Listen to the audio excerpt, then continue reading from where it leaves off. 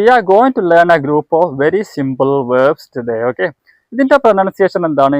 Loose ആണോ loss എന്നാണോ? ഇതിന്റെ കറക്റ്റ് പ്രൊനൗൺസിയേഷൻ ലൂസ് എന്നാണ് കേട്ടോ.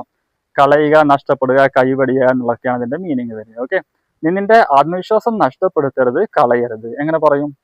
You should loose your confidence. അപ്പോ ഇതിന്റെ സെക്കൻഡ് ഫോം എങ്ങനെയാണ് വരിക? ലോസ്റ്റ് എന്നാണ്. അവനവന്റെ കീ ഇന്നലെ അവിടെ വെച്ച് നഷ്ടപ്പെട്ടു പോയി. He lost his keys here yesterday. അപ്പൊ ഇതിന്റെ മീനിങ്ങോ ഇതെങ്ങനെയാണ് പറയാ? പ്രൊനൗൺസ് ചെയ്ത് എങ്ങനെയാണ്? ലോസ്, നഷ്ടം. അത് ഒരു വളരെ വലിയ നഷ്ടമായിരുന്നു. That was a big loss. അപ്പൊ ഇതിന്റെ മീനിങ് എന്താണ്? ഇതിന്റെ പ്രൊനൗൺസിയേഷൻ ആണ് ലൂസ് എന്നാണ് ഇതിന്റെ പ്രൊനൗൺസിയേഷൻ. മീനിങ് അയഞ്ഞ എന്നുള്ള മീനിങ് ആണ് കേട്ടോ.